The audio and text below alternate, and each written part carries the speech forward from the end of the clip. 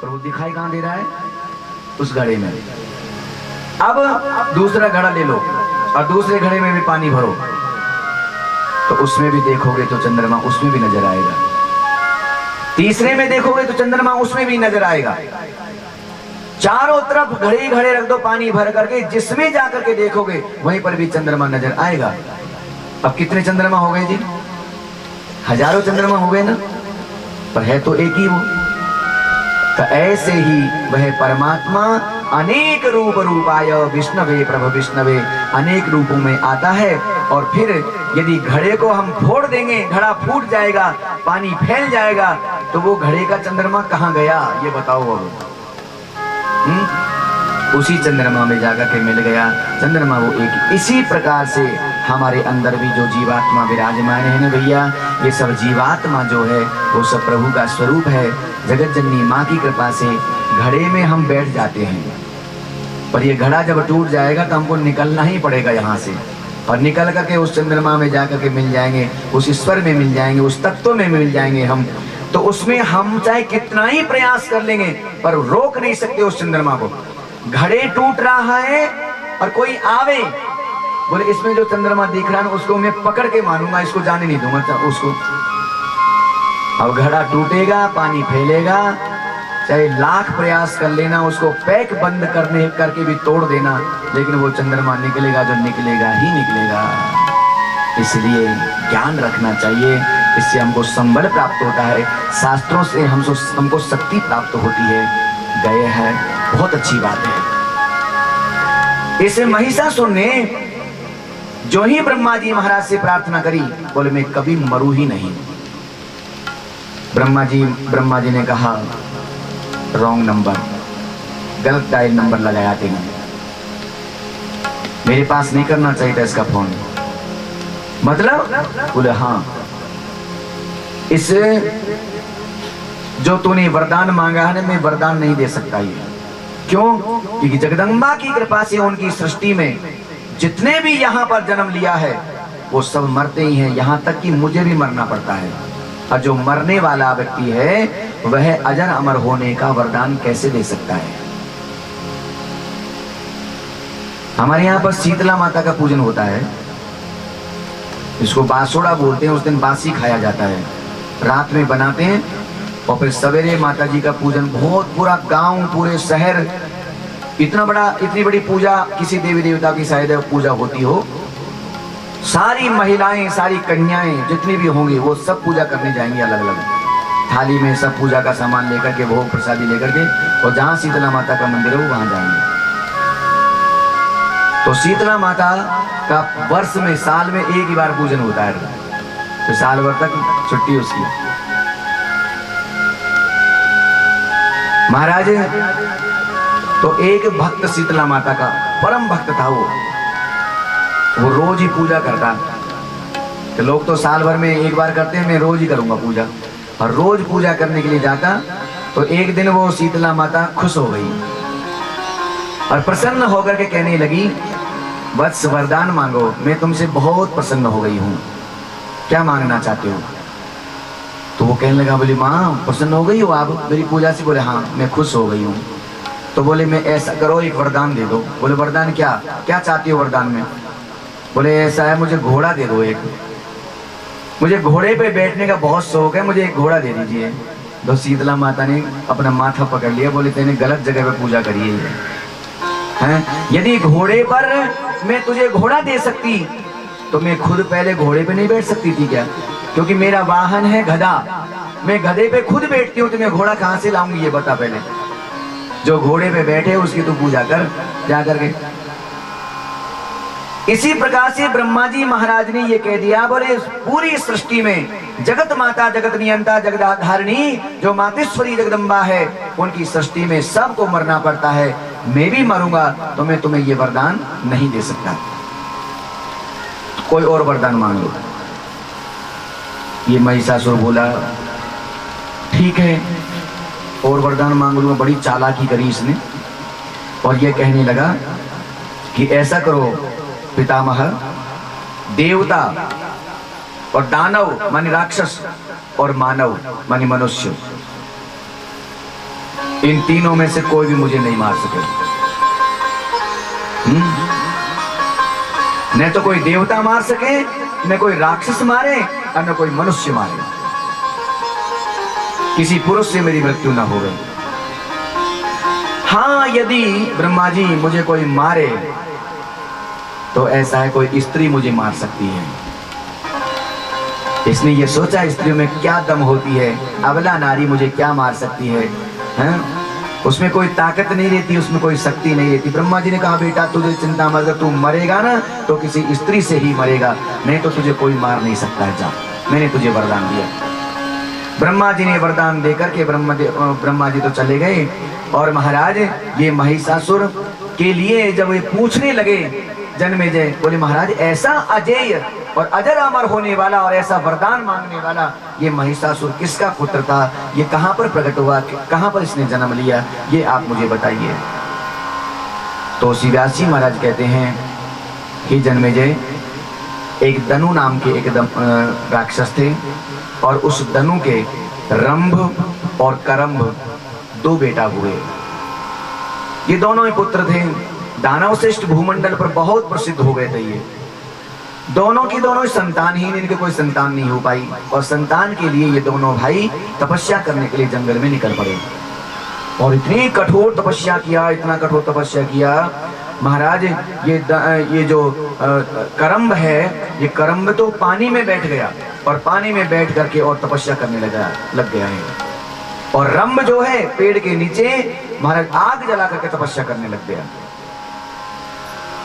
महाराज अब क्या हुआ कि ये करंभ जब तपस्या कर रहा था जल में, तो मैंने बताया ना इंद्र जो है ना, इंद्र वो कर्म की चोरी करता ही है। कोई भी तपस्या करने लगता है तो बस तुरंत आ जाता है बाधा देने के लिए। और इस इंद्र ने क्या किया, एक बहुत बड़ा ग्राह का रूप धारण कर लिया मगरमच्छ का, और मगरमच्छ बन करके उस पानी में ही आ गया और महाराज इस करंभ को लेकर के चला गया पानी में, उसको मार दिया। करंभ तो मर गया। अब जो ये रंभ था अपने भाई की मौत का बदला लेने के लिए अब तो कठोर तपस्या और करने लग गया ये भयंकर। और अग्निदेव से अग्निदेव की जो प्रार्थना करी तो अग्निदेव के सामने ही ये रंभ ने क्या किया, अपने बाल तो पकड़ लिए और बाल पकड़ के तलवार से अपना शीश काट करके अग्निदेव की स्वाहा करने वाला था। या तो मुझे कोई वरदान दे दे मेरे भाई के बदला लेने के लिए, ऐसी शक्ति प्रदान कर देवे, और नहीं तो मैं इस शीश को ही काट करके और इस यज्ञशाला में स्वाहा कर दूंगा। अग्निदेव प्रकट हो गए और अग्निदेव ने कहा बेटा तू मृत्यु को प्राप्त होने जा रहा है।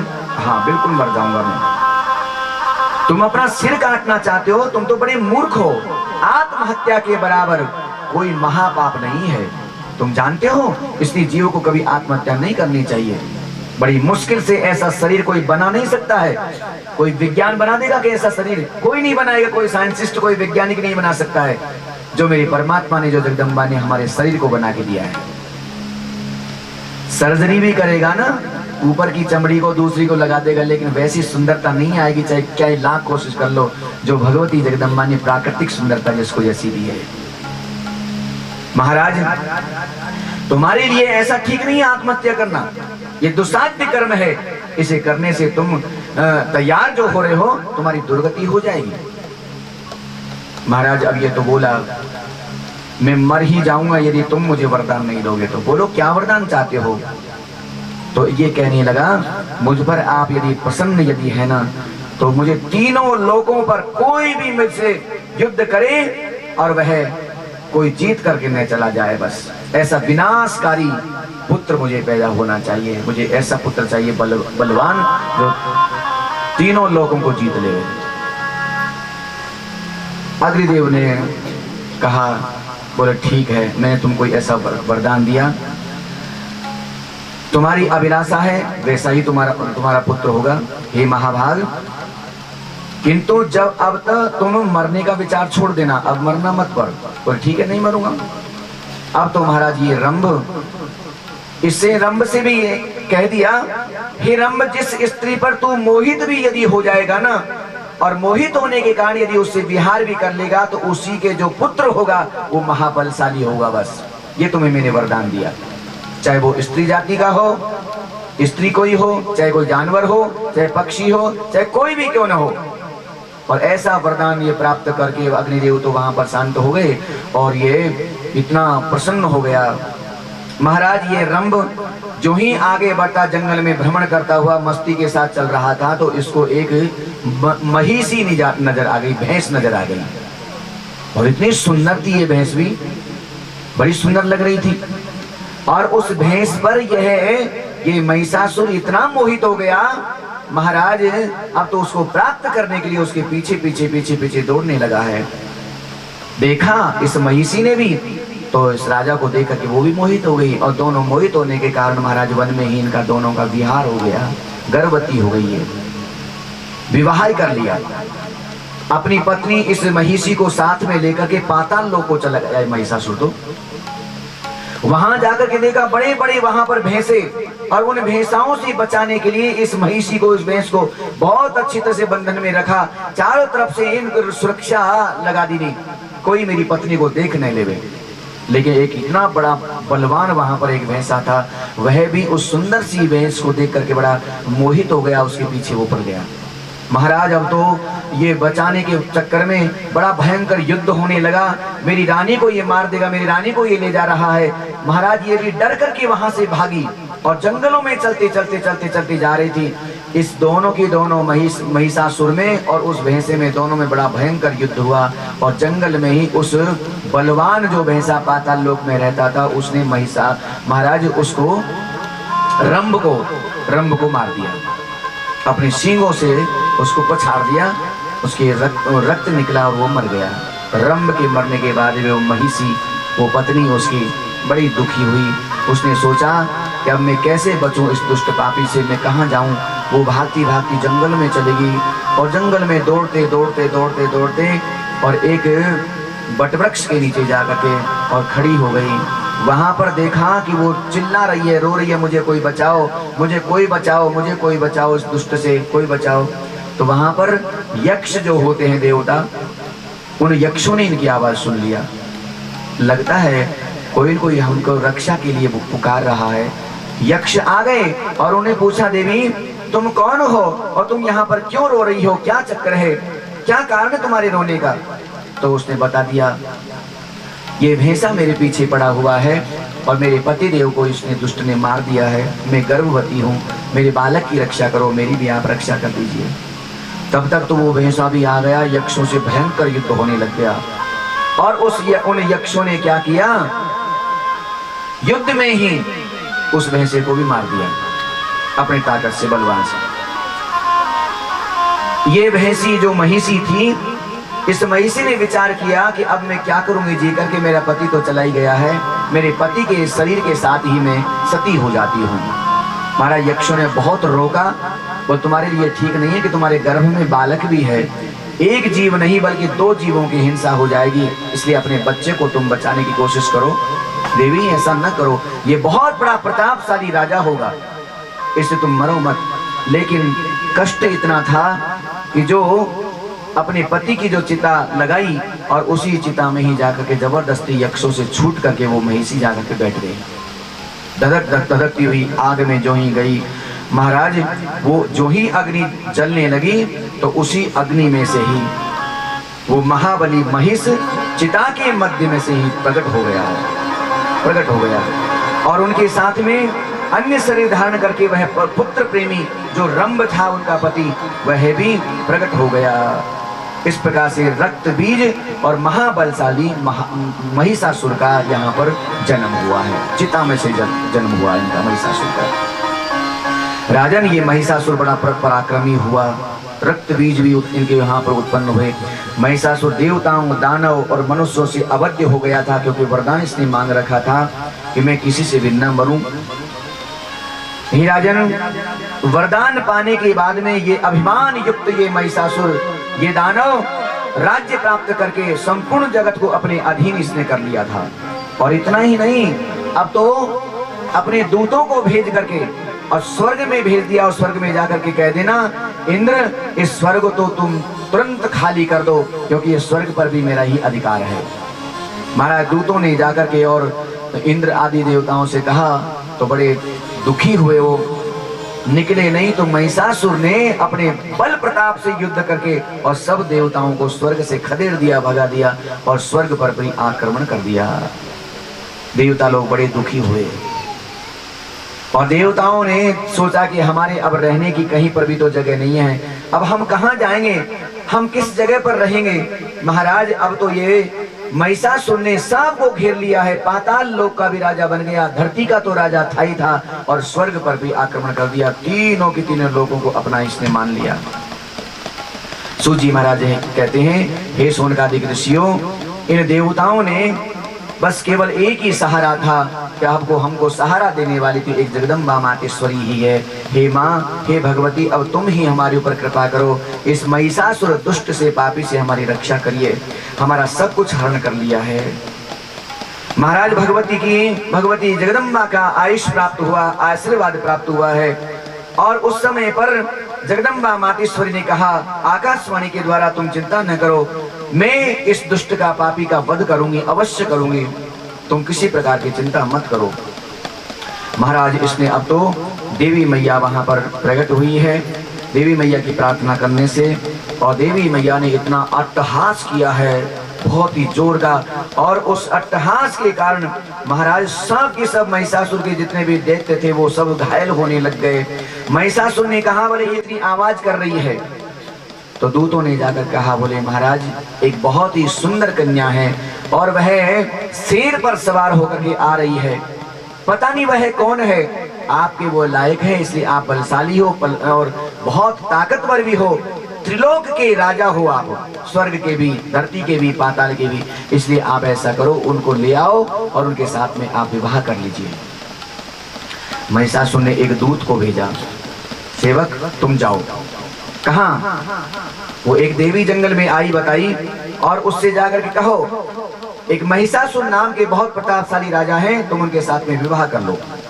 और विवाह की बात को लेकर के वह गया और जाकर के उससे कहा, बोले देवी देखो तुम्हारा यह यौवन व्यर्थ चला जाएगा। एक बहुत बड़ा एक महिषासुर नाम के बड़े देते हैं, बहुत ही सुंदर भी हैं, बहुत प्रतापशाली भी हैं, आप बहुत सुखी रहोगी, आप उनके साथ में तुम विवाह कर लीजिए। महाराज देवी ने सेवक को वहां से वापस भेज दिया। इस महिषासुर ने कहा, बोले क्या हुआ? बोले महाराज वो तो मारने के लिए तैयार हो रही है, वो कहती बोले मैं तुम्हें भी मार दूंगी और उस महिषासुर का भी वध कर दूंगी, इसलिए तुम वापस चले जाओ यहाँ से और कह देना तुम्हारे महिषासुर से। महाराज अब तो महिषासुर ने सोचा कि अब क्या किया जाए, इतनी बलवान है ये। तो इसने क्या किया, एक ताम्र नाम का सेवक था, बड़ा भारी राक्षस, बड़ा भयंकर बलशाली। बोले महाराज मुझे भेजो, मैं प्रस्ताव लेकर के जाऊंगा और यदि वह नहीं मानेगी तो मैं उसको मार दूंगा। बहुत बढ़िया, तुम जाओ। महाराज ये ताम्र भी गया, उसको भेजा। भगवती जगदम्बा ने उसकी सारी बातें सुनी है, लेकिन भगवती ने जगदम्बा ने क्या किया, उसको भी, ताम्र को भी वहीं पर मार दिया, ढेर कर दिया। कोई वापस जाकर के महिषासुर से किसी ने खबर भी नहीं करी, पर वो कितनी बलशाली वह कन्या है। महाराज दुर्धुर को भेजा और दुर्धुर को भी उसने मार दिया, दुर्मुख को भी भेजा, दुर्मुख को भी भगवती जगदम्बा ने सबको मार दिया। जो जाता है वो वापिस आता भी नहीं है। महाराज अब तो इसने बड़े बड़े चिक्षुर नाम के दैत्य को भेजा और उसका भी वध कर दिया। महिषासुर ने सोचा कि जितने भी मैंने यहाँ से रंभ और आदि अनेक दैत्यों को मैंने भेजा था, लेकिन सबका उस देवी ने सबका नाश कर दिया है, अब तो मुझे ही वहां पर चलना चाहिए। तो ये महिषासुर नाम का दैत्य बड़ी भारी सेना को साथ में लेकर के और उस देवी के आगे जाकर के खड़ा हो गया और देवी जी को दर्शन करते ही बहुत देर तक तो देखता ही रहा। कितनी सुंदर कन्या है ये, कितना सुंदर इसका यौवन है, कितना सुंदर इसका रूप है। बड़ी मधुर भाषा में ये महिषासुर उस देवी से बोला, हे देवी आप कहाँ की हैं, कहाँ से आई हो, किस प्रयोजन से इस जंगल में आई हो? ठीक है कोई बात नहीं, मेरे सब राक्षसों को तुमने वध कर दिया, मुझे कोई चिंता की बात नहीं है, पर मैंने एक ही प्रस्ताव आपके लिए रखा है, आप मेरे जैसे बलशाली इसके साथ, मेरे साथ में तुम विवाह कर लो। देवी बोली मैं विवाह नहीं कर सकती किसी से भी, मैं तुम सबका विनाश करने के लिए आई हूं। महिषासुर ने एक बहुत बड़ा सुंदर सा दृष्टांत श्रवण करवाया। बोल देखो, कन्या का स्वरूप जो होता है ना, युवा अवस्था में वो किसी पति के संरक्षण में रहना ही अति आवश्यक होता है। देवी, तुम जरा सोचो, विचार करो। आज तुम अपने बल से, अपनी योग्यता से और अपनी बुद्धि के अनुसार तुम मना कर रहे हो कि मैं विवाह नहीं करूंगी, मैं विवाह नहीं करूंगी, लेकिन बाद में तुम्हें पछताना पड़ेगा। तुम्हें एक कहानी सुना देता हूँ। महिषासुर ने एक कहानी सुनाई। एक मंदोदरी नाम की एक कन्या थी, बहुत बड़े राजा की लड़की थी वो, और जब उसका जन्म हुआ बड़ी सुंदर थी वो। महाराज जब युवा अवस्था को जब प्राप्त हुई तो एक राजा के राजकुमार के साथ में उसका पिता विवाह करना चाहता था। तो उस कन्या ने निर्णय कर लिया कि मैं किसी के साथ विवाह करूंगी ही नहीं, बिल्कुल। विवाह करके किसने सुख पाया है? जीव जगत में आता है अकेला, आता अकेला जाता है, तो अकेले ही मैं जाऊंगी, मैं किसी से संबंध नहीं बनाऊंगी। संबंध यदि बन जाएगा तो मेरी मोह ममता बढ़ जाएगी। इतनी ज्ञानवती वो लड़की थी, इतनी ज्ञान रखने वाली थी। विवाह किया ही नहीं उसने। जब वो 10 वर्ष की कन्या थी, राजा ने खूब समझा लिया। 11 वर्ष की हुई, खूब समझाया, उसकी माँ ने भी खूब समझाया, विवाह नहीं किया उसने। लेकिन एक बार की बात है, उस राजा की राजकन्या अन्य सहेलियों के साथ में वह मंदोदरी जंगल में विचरण करने के लिए जा रही थी।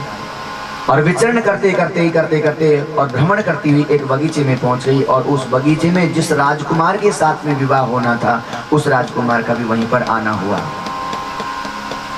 उसको देख करके, इतना रूप, इतनी सुंदरता, इतनी युवा अवस्था को देख करके वह राजकुमार बड़ा मोहित हो गया।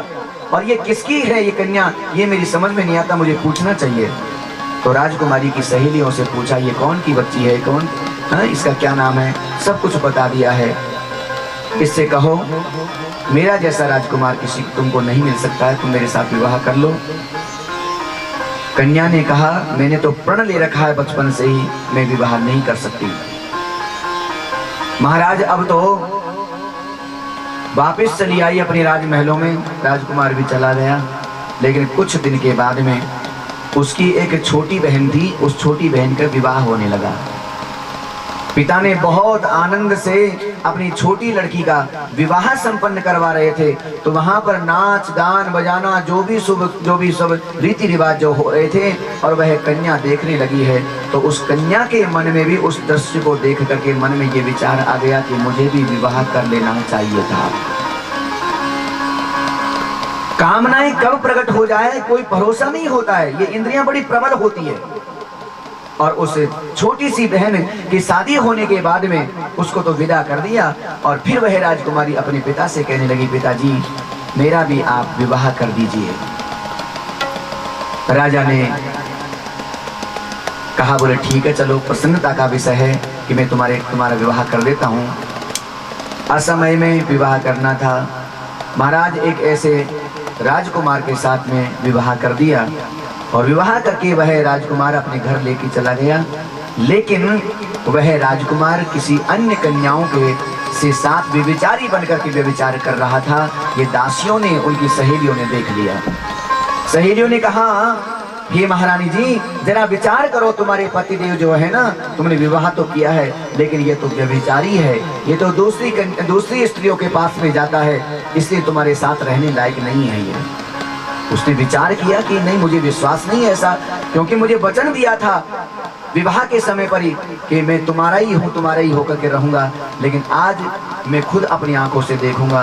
लेकिन एक दिन तो उस रानी ने ही अपने पति देव को व्यभिचार करते हुए देख लिया।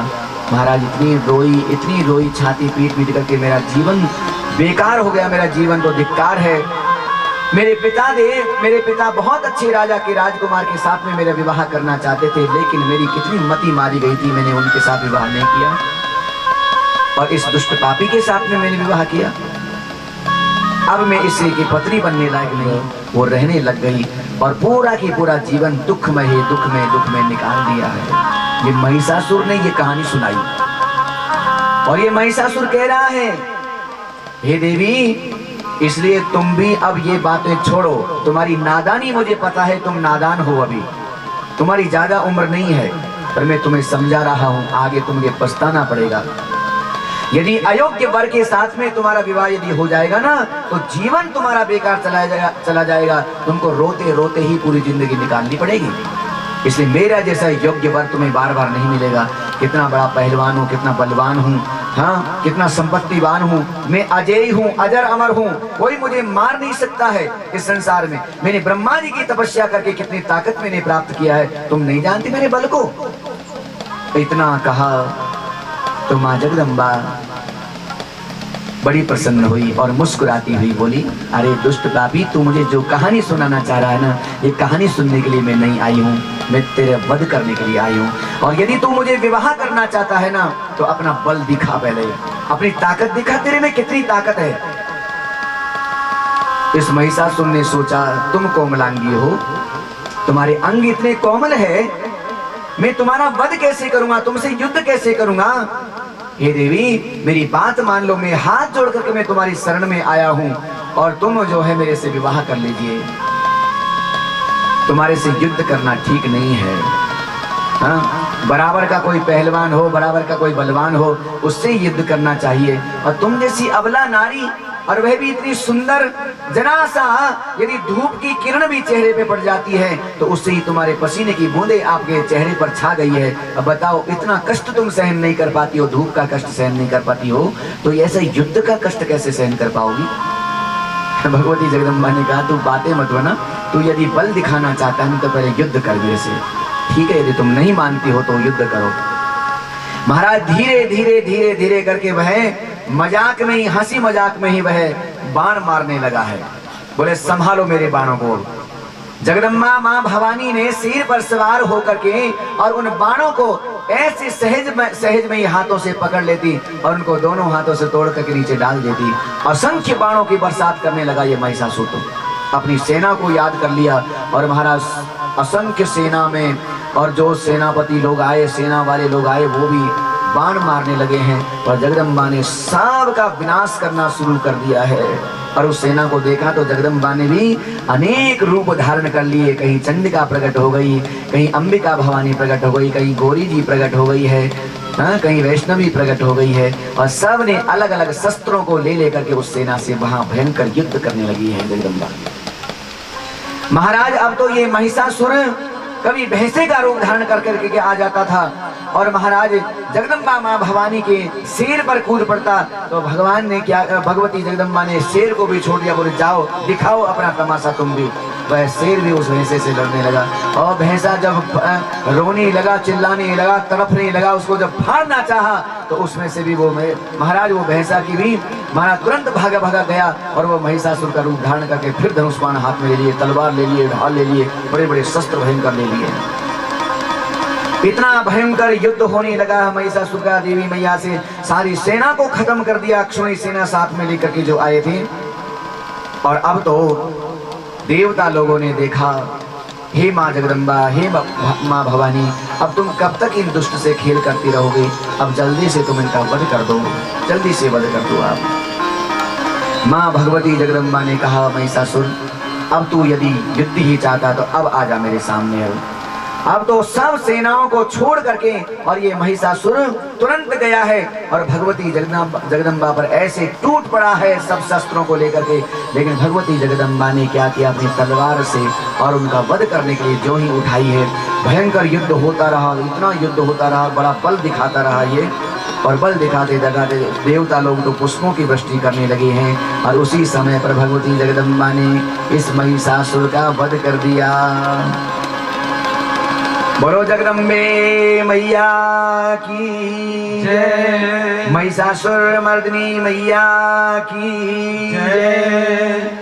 सारे देवताओं से कहा जगदम्बा ने, हे देवताओं, तुम्हारी स्तुति से मैं प्रसन्न होकर के खाली हो गया है, अब तुम अपने स्वर्ग को जाओ, पधारो। सब देवता लोग भगवती जगदम्बा की स्तुति गाने लगे हैं और भगवती जगदम्बा की बड़ी आनंद से और कहने लगे, बोले माँ हमको तुम अपना महल तो दिखा दो, आप कहाँ धाम, किस धाम में निवास करती हो, ये तो हमें बता दीजिए। भगवती जगदम्बा ने सारे देवताओं को एक विमान में बिठाया और बिठा करके लेके चली गई है। कहाँ? मणिद्वीप धाम में, जहाँ पर मेरी मातेश्वरी जगत जननी का ये परम धाम है। जैसे भगवान कृष्ण का गोलोक धाम है, जैसे राम जी का साकेत धाम है, जैसे विष्णु का वैकुंठ धाम है, जैसे शिव जी का कैलाश धाम है, उसी प्रकार से माँ जगदम्बा भवानी का धाम है मणिद्वीप धाम। और उस मणिद्वीप धाम में असंख्य असंख्य राशियों से, सखियों से, बड़े बड़े सुंदर सुंदर स्वरूप वाली नारियों से सेवित जगदम्बा माँ भवानी ने उन देवताओं को मणिद्वीप का दर्शन करवाया है। और इतना आनंद आने लगा उसको देख करके, इतने प्रसन्न हो गए हैं माँ, हे जगदम्बे तुमने बहुत बड़ी कृपा करी है, बहुत बड़ी कृपा करी है। हम सब आए माँ तेरा भवन रंगीला देखन आए। सब देवता माते जगत जननी का भवन को देख करके बड़ी प्रसन्न है और सब बड़े भाव से गाएं। हम सब आए माँ तेरा भवन रंगीला देखन आए। हम सब आए माँ तेरा भवन रंगीला देखन आए। हम सब आए माँ तेरा भवन रंगीला देखन आए। सब आए माँ तेरा भवन रंगीला देखन आए। देखन आए माँ देखन आए। देखन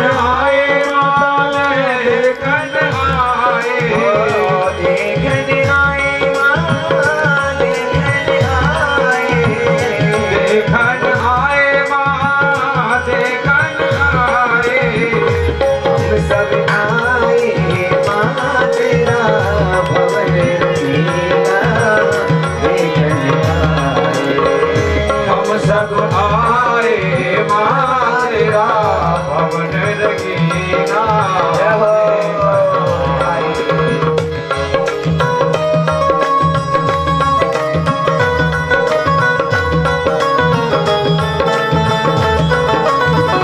गाइए भाव से।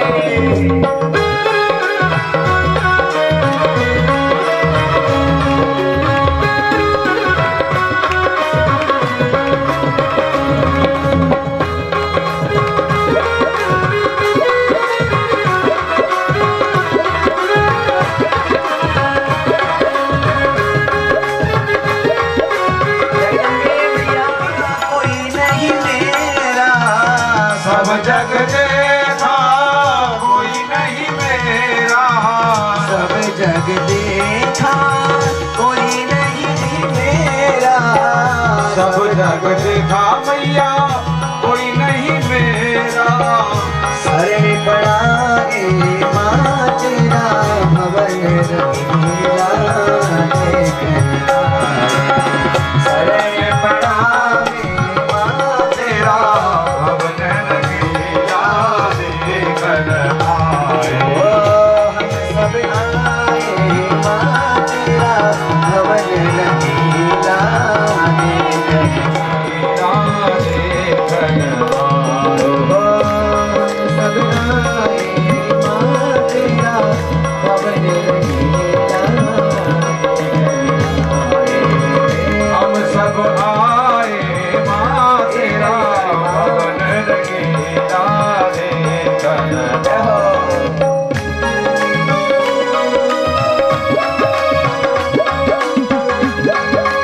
ताली सेवा करते हुए सब गाइए भाव से।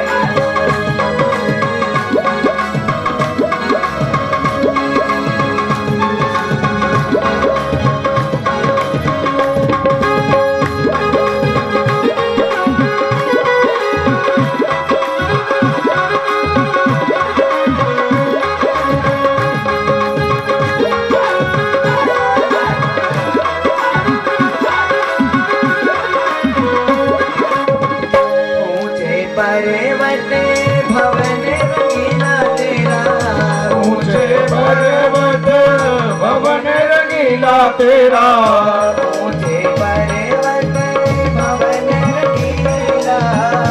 ऊंचे पर्वत भवन रंगीला तेरा भवन रंगीला मैया भवन रंगीला भवन रंगीला मैया भवन रंगीला ऊंचे पर्वत भवन रंगीला ऊंचे पर्वत भवन रंगीला शोभा तेरी माँ तेरा भवन रंगीला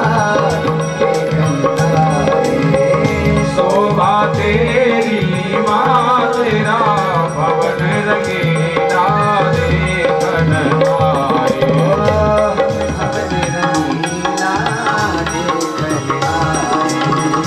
हम सब आए लाल चंदरिया लाल लाल बिंदिया मेरी प्यारी हो माँ तेरा भवन रंगीला मेरी प्यारी प्यारी हो माँ तेरा भवन रंगीला देखन आए हम सब आए हो माँ तेरा भवन रंगीला देखन आए हम सब आए माँ तेरा भवन रंगीला देखन आए हम सब आए मेरी माँ तेरा भवन रंगीला देखन आए हम सब आए माँ तेरा भवन रंगीला देखन आए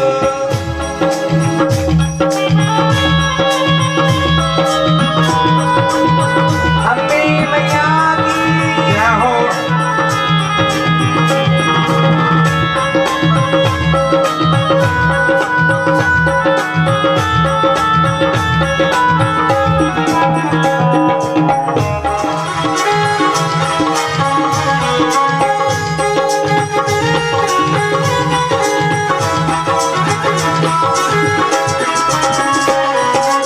रमाकांत तेरा दास भिखारी रमाकांत तेरो दास भिखारी रमाकांत तेरा दास भिखारी रमाकांत तेरो दास भिखारी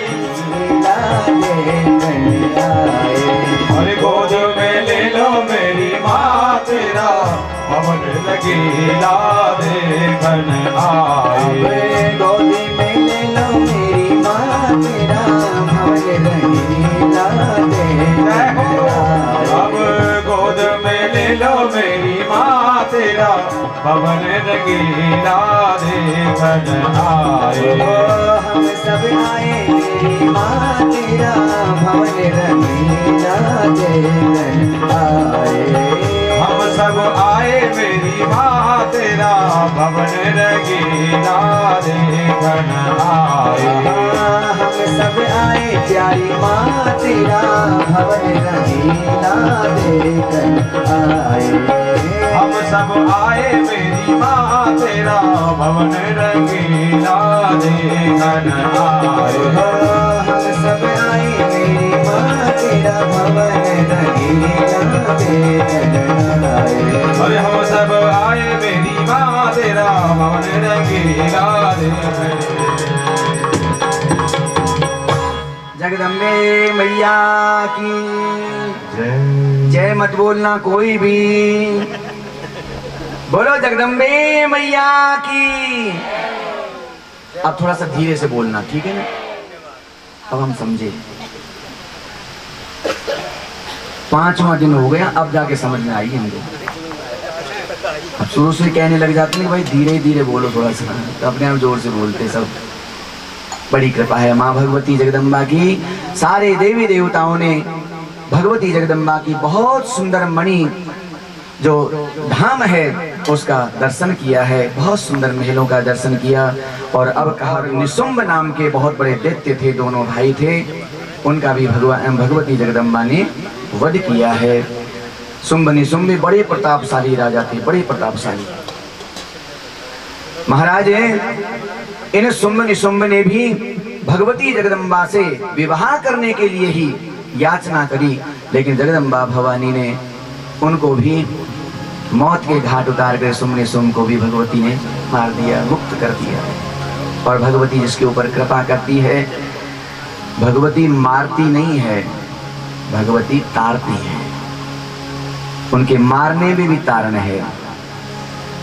वैसे व्यक्ति मरे तो पता नहीं गति हो कि न हो, लेकिन साक्षात भगवान भगवती स्वयं जिसको मारे तो सोचो जरा, उनके हाथों से जिस जीव का वध होगा तो वो तो तर ही जाता है, वो तो सीधा वैकुंठ में ही जाता है। और ये सत्य बात। अक्रूर जी महाराज ने भी जब कंस ने ये कहा था कि तुम ब्रज में जाओ और उन कृष्ण बलराम को लेकर के आना, बोल काय के लिए? महाराज मुझे मरने के लिए वहां भेज रहे हो, वहां जो जाता है वो वापिस ही नहीं आता है। बड़े बड़े पूतना, सक्तासुर, तृणावत, अघासुर, बकासुर, अनेक अनेक दैत्यों को तुमने भेजा था, कोई समाचार वापिस लेके आए? बोले वो कृष्ण बलराम कितने बड़े हैं? बोले कोई वापिस नहीं आया है, तो महाराज मुझे अभी मत भेजो आप। तो कंस ने कहा अक्रूर यदि तू नहीं जाएगा, मेरी आज्ञा का पालन नहीं करेगा तो मैं तुझे मार दूंगा। अक्रूर जी ने ये सोचा कि इस दुष्ट के हाथों से मैं क्यों मरूं? यदि कृष्ण भगवान है तो उनके मारने में भी मैं तर जाऊंगा, और यदि नहीं मारेंगे तो कम से कम मुझे दर्शन तो हो ही जाएंगे। मेरे तो दोनों हाथों में ही लड्डू है। आज यदि किसी राक्षस ने भी भगवती जगदम्बा से बैर विरोध भी यदि किया है ना, तो भी भगवती की उस पर कृपा ही कृपा बरसी है, खूब कृपा हुई है। ऐसी माँ है ये, ऐसी माँ है। माँ का स्वरूप ही अलग ही है। माँ की कोख में बालक रहता है, छोटा रहता है जब तो कोई बात नहीं, जब थोड़ा सा बड़ा हो जाता है ना तो माँ की कोख में ही वह बालक लातों से मारता है, माँ की पेट में ही, लेकिन माँ कितना सहन करती है, बड़ी प्रसन्न और होती है, मेरा बेटा कोई बात नहीं, मेरे को लातों से मार रहा है, कोई बात नहीं, लेकिन फिर भी दुलार करती बेटे को। और तभी तो कहते हैं कुपुत्रो जायते क्वचित अपि कुमाता न भवति। माता कुमाता हो, पुत्र कुपुत्र हो जाता है, लेकिन माता कभी कुमाता नहीं होती है जी। इसका प्यार ही ऐसा है, इसका दुलार ही ऐसा है। महाराज शुंभ निशुंभ का वध किया और देवी की बहुत बड़ी देवताओं ने फिर प्रार्थना करी है। महाराज ये शुंभ निशुंभ तो इतने प्रतापशाली दैत्य थे, इनको मारने के लिए भगवती जगदम्बा ने अवतार धारण किया, और वह भी महालक्ष्मी जी से, भगवती जगदम्बे मैया के शरीर से 2 शरीर प्रकट हुए हैं। एक स्वरूप तो काली का रूप धारण कर लिया, और दूसरा स्वरूप कौशिकी माँ का रूप धारण कर लिया। जो सतोगुणी स्वरूप है माँ का वो कौशिकी बन गई, और वो तमोगुणी रूप में जो अवतरित हुई है वो कालिका माता प्रकट हो गई है। और माता कालिका का रंग भी बिल्कुल काला हो गया। और महाराज अब तो इस शुंभ और शुंभ निशुंभ को मारने के लिए भगवती जगदम्बा माँ पार्वती जी, देवी मैया जगदम्बा दोनों की दोनों कौशिकी जी को और कालिका को लेकर के और युद्ध करने के लिए चली आई। बड़ा भयंकर युद्ध होने लगा है। महाराज इसे कालिका का रूप धारण करके जो आई थी उसने तो सारे के सारे शुंभ निशुंभ की सेना को खत्म कर दिया। कौशिकी तो दर्शन दे रही है बस, और कालिका ने ही कृपा करके और इन शुंभ निशुंभ का वध कर दिया। सब देवताओं ने बड़ी भारी सुंदर स्तुति करी है।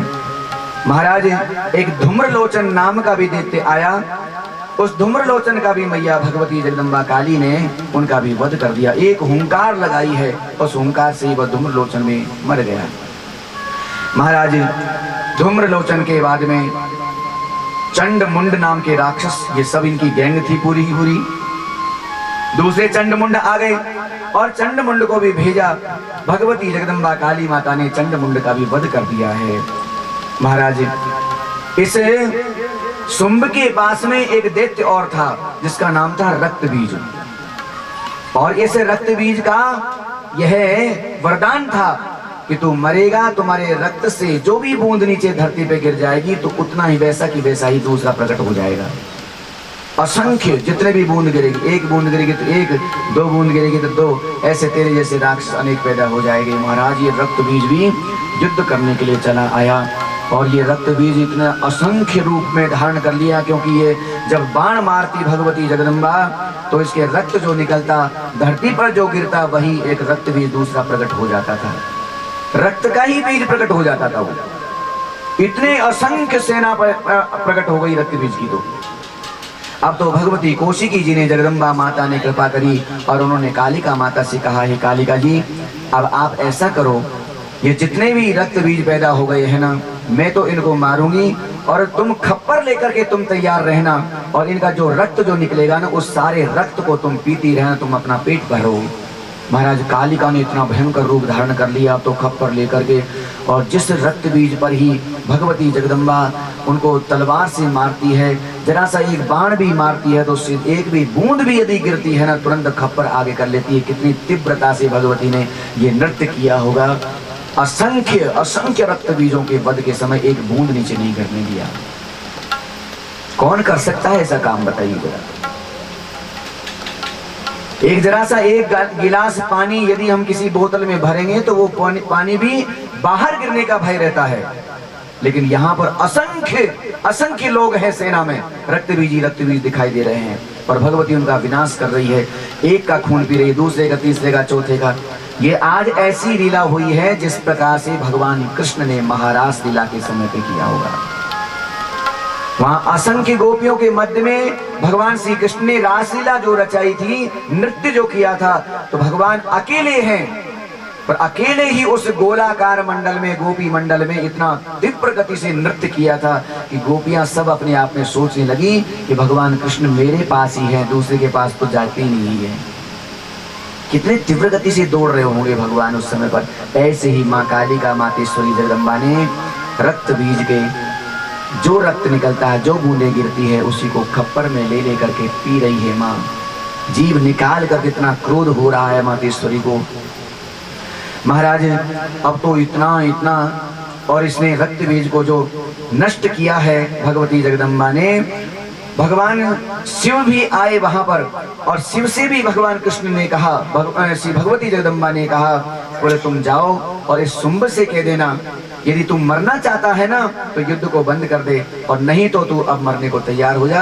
अब भगवती जगदम्बा तुरंत तुम्हें मार देगी। लेकिन भगवान शिव की भी एक बात नहीं मानी इस दुष्ट ने। विनाश के देवता हैं भगवान शिव।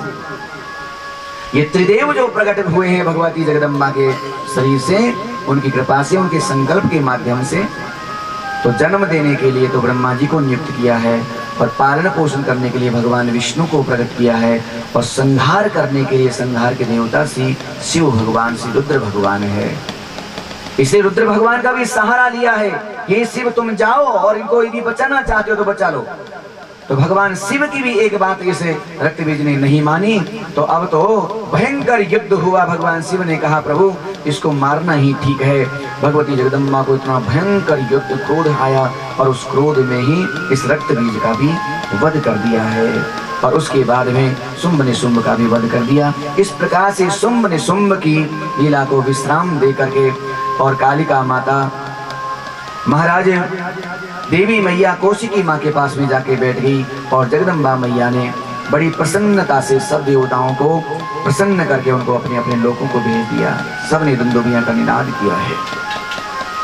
सूत जी महाराज कहते हैं कि हे सोनकादिक ऋषियों, भगवती जगदम्बा बड़ी कृपालु है, बड़ी दयावान है। वो सब जीव पर दया करती है। एक बहुत बड़ा महाराज एक राजा था जिसका नाम था सुरथ महाराज। यह सुरथ राजा बड़ा दुखी था, बड़ा गरीब था। जितना भी धन संपत्ति थी वो पूजा पाठ में और दान दक्षिणा में लगा करके वह सब कुछ लुटा दिया, और यह सुरथ इतना गरीब होकर के अब तो कहीं का मतलब का नहीं रहा, ये जंगल में निकल पड़ा। महाराज यह सुरथ किसी आश्रम में रह करके खाने पीने की सब वस्तुओं को छोड़कर केवल फल पान करता था, फल खाता था, पत्तों का रस खा लेता था। बड़ी दयनीय दशा हो गई सूरत की। वहीं पर ही एक समाधि नाम का एक और राजा आया, और वह भी कुटुंब से बड़ा दुखी हुआ। उसकी पत्नी ने, उनके बच्चों ने उनको धक्का दे करके बाहर कर दिया, इसलिए वह भी जंगल में चला आया, दुखी होकर के वहीं पर रहने लगा। दोनों मिले, दोनों ने आपस में बातचीत करी। महाराज बड़े कष्ट में जीवन वो बिताने लगे। बोले कोई बात नहीं, 1 से 2 सही, अब 2 से 3 सही है। महाराज यह सुरत नाम का जो वैश्य है, मुनि सुमेधा ऋषि के पास में जाकर के पहुंच गए और उनकी सेवा में संलग्न हो गए। महाराज हमें कोई उपाय बता दीजिए ताकि हमारा सारा कष्ट निवारण हो जावे। तो महाराज सुमेधा ऋषि ने कहा, हे वैश्य, हे राजन, तुमको देवी की महिमा का पता नहीं है कि माँ जगदम्बा, माँ भवानी की कितनी बड़ी कृपा होती है। जो उन माँ की एक बार शरण में चला जाता है ना, उसकी सारा के सारा कष्ट दर्द सब दूर हो जाता है। इसलिए तुम भगवती जगदम्बा की उपासना करो, यहीं वन में रह करके, और जगदम्बा मैया की तुम पूजा करो, उनका पाठ करो। और अब जो नवरात्र आ रहे हैं आश्विन मास के, उन नवरात्रों में विधि विधान के अनुसार यहीं पर सभी देवी देवताओं की स्थापना करते हुए माँ जगदम्बा का यंत्र, जो बीज मंत्र से युक्त यंत्र है, उस यंत्र को स्थापना करके और इसी वृक्ष के नीचे तुम उनकी आराधना करो, उनकी पूजा करो। वे भगवती जगदम्बा सर्वश्रेष्ठ इन नवरात्रों में सब जीवों पर दया करती है, और यही एक साधना का परम पवित्र ये दिन आते हैं। इसलिए इसमें तुम बड़े भाग्य से तुम्हें यह आश्विन मास का नवरात्रा प्राप्त हुआ है, इसे तुम इनमें भगवती की उपासना करो। मुनि के द्वारा देवी की पूजा का वर्णन करके बताया है। और सुरथ और समाधि ने इतनी कठोर तपस्या किया, इतनी पूजा किया, नवरात्रि में व्रत भी किया है, और व्रत करने के बाद में भगवती जगदम्बा ने इतनी कृपा करी कि वह जो सुरथ था उसको धनवान बना दिया। भगवती ने कहा, तुम चिंता न करो, तुम अपने राज्य में जाओ, तुम्हारा ससम्मान तुम्हारा स्वागत होएगा। और महाराज वहां पर भगवती जगदम्बा की कृपा से सुरथ को भी राज्य मिल गया और उस वैश्य को भी राज्य मिल गया। बड़े धनवान से धन से युक्त हो गए हैं। माँ भगवती की इतनी बड़ी कृपा। और सूजी महाराज कहते हैं कि हे सोनकादिक ऋषियों, भगवती का ये परम पावन जो चरित्र है, राजा सुरथ की और समाधि की कथा, सुमेधा ऋषि की कथा है, इन कथा को जो कोई भी श्रवण करता है उनके सकल पाप नष्ट हो जाते हैं। अनेक अनेक अनंत जन्मों के जो पाप किए गए हैं, जो भूल चूक से भी जो कर्म किए हैं, उन कर्मों का फल भी सब नष्ट हो जाता है। भगवती की कृपा से वो दुलार करती है, वो प्यार करती है, वो अपने मणिद्वीप धाम में बुलाती है। महाराज अब तो बड़ी दिव्यता से मुनि के द्वारा देवी की पूजा से सब के सब बड़े आनंदित हो गए। एक बार ब्रह्मा जी को भी अभिमान हो गया और उन ब्रह्मा जी ने मन में विचार किया, मेरे बराबर कौन हो सकता है जो जगत को पैदा करता हूं मैं। भगवती ने कृपा करके उनको शक्ति दी है और उसी शक्ति के द्वारा वह अपने आप में इतना अभिमानी हो गए श्री ब्रह्मा जी भी कि मेरे बराबर कौन हो सकता है, मैं ही जन्म दाता हूँ, इस जगत को मैं ही उत्पन्न करता हूँ। तो मैंने पहले दिन की भी कथा में मैंने बताया था कि भगवती किसी के अभिमान को नहीं छोड़ती है। चाहे रूप का अभिमान हो, चाहे बल का अभिमान हो, चाहे धन का अभिमान हो, चाहे परिवार का अभिमान हो, चाहे संसार का, रिश्तेदार का, कोई नातेदार का, कोई का भी अभिमान हो, भगवती किसी के अभिमान को छोड़ती नहीं है, वो नष्ट कर ही देती है। भगवान विष्णु आए, भगवान विष्णु ने भी ब्रह्मा जी को समझाया ये ठीक नहीं है, जिनकी कृपा से हम लोग ये कार्य कर रहे हैं उन्हीं के आधार पर वही शक्ति काम करती है। लेकिन ब्रह्मा जी को तो बड़ी बेचैनी होने लगी। बोले विष्णु से कहा, बोले ऐसा है, तुम तो पालन करता हो, मैं तो जन्म जाता हूँ, पर मैं जन्म ही नहीं दूं तो तुम पालन पोषण किसका करोगे, मैं सबसे बड़ा हूं। भगवान विष्णु ने कहा, अरे भैया यदि देखा जाए ना, तुम जन्म दे दोगे लेकिन पालन पोषण यदि नहीं होगा तो वो जीव तो मर ही जाएगा, इसलिए मैं पालन पोषण करता है। तो दोनों के मन में ही युद्ध होने का विचार हो गया और दोनों युद्ध करते हैं, जो जीत जाएगा वो ही बड़ा। अब युद्ध तो हुआ नहीं और इन्होंने विचार कर लिया कि यदि शंकर भगवान यदि कह दें कि ब्रह्मा बड़े, कि विष्णु बड़े, कि और कोई बड़े, कोई जगदम्बा बड़ी है, तो हम मान जाएंगे। भगवान विष्णु ने ये बातें कही। तो उसी समय पर भगवान शिव जी का एक इतना बड़ा शिवलिंग के रूप में शिव जी प्रकट हो गए। बहुत लंबा चौड़ा इतना भयंकर शिवलिंग प्रकट हुआ। आकाशवाणी हुई, ऐसा है ये शिवलिंग जो प्रकट हुआ है ना, और इस शिवलिंग की कोई भी था पालेगा ये कितना लंबा है, कितना दूर जा रहा है, कितना ऊपर है, कितना नीचे है, इसकी लंबाई को यदि कोई नाप लेगा बस वही समझो वही बड़ा हो जाएगा। ब्रह्मा जी और विष्णु भगवान ने कहा, बोले क्या ये सब फालतू का काम है, पर नहीं तो कोई बात नहीं ब्रह्मा जी, मैं तो नीचे जाता हूँ और तुम ऊपर जाओ। ब्रह्मा जी तो ऊपर, ब्रह्मा जी उस शिवलिंग की लंबाई को नापने के लिए चढ़ गए आसमान की तरफ, पर भगवान विष्णु नीचे की तरफ गए। भगवान विष्णु तो थोड़ी सी दूर तक जाकर के और वापस आ गए, क्योंकि नारायण में अभिमान नहीं है, पर ब्रह्मा जी को थोड़ा सा अभिमान ज्यादा ही था, इसलिए उन्होंने सोचा कि मुझे तो इसकी लंबाई नाप करके ही आनी है। और चलते गए आकाश मंडल पर, भूवर लोक को पार कर दिया, स्वर्ग लोक को भी पार कर दिया, जनलोक को पार कर दिया। महाराज इतना लंबा शिवलिंग इतना बड़ा था, महाराज पसीना आ गए उनको चढ़ते चढ़ते। अचानक ही भगवान शिव के माथे पर से, शिवलिंग के ऊपर से एक केतकी पुष्प नीचे गिरा, और वो केतकी पुष्प जो ही गिरता हुआ आया तो ब्रह्मा जी ने उसको हाथ से पकड़ लिया, और हाथ से पकड़ करके मन में विचार करने लगे, अब तो मैं ऊपर इतना जा नहीं सकता हूँ, अब मेरी ताकत नहीं है, कहीं ऐसा नहीं हो जाए कि मैं छोटा बन जाऊं। विष्णु तो नीचे गए हैं और उनके नीचे की थाप आकर के आएंगे, उसमें मैं लेके जाऊंगा और मैं कह दूंगा कि मैं शिव जी के माथे पर से उठा करके लेके आया हूं उस पुष्प को, मैंने शिव जी के शिवलिंग को देख लिया है, ये कितना बड़ा है। और उस पुष्प को लेकर, केतकी को लेकर के नीचे आ गए। भगवान विष्णु तो हार करके बैठ गए, पर हाथ में वो ब्रह्मा जी जो केतकी का पुष्प लेकर के आए ना, तो बड़े प्रसन्न मुद्रा से खड़े हो गए। विष्णु देखो मैं जीत गया हूँ, मैं इस शिवलिंग के ऊपर का छोर पा करके आया हूँ, और तुम्हें विश्वास नहीं है ना, तो इस केतकी पुष्प से पूछ लीजिए, ये साक्षी के रूप में मैं लेकर के आया हूँ, जरा देखो तो सही। केतकी ने झूठ बोल दिया।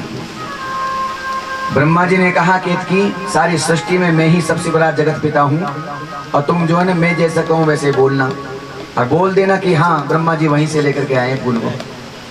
तो केतकी ने भी डर के बारे कहीं श्राप न दे देवे मुझे ये ब्रह्मा जी, और वो तुरंत बोल गए, बोले हाँ ब्रह्मा जी गए हैं, और मैं तो शिव जी के माथे पर रखा हुआ था, और ब्रह्मा जी वहाँ पहुँच करके प्रणाम करके और उसके मेरे को उठा करके यहाँ पर ले आए हैं, और मैं पक्की साक्षी दे रहा हूँ उसकी।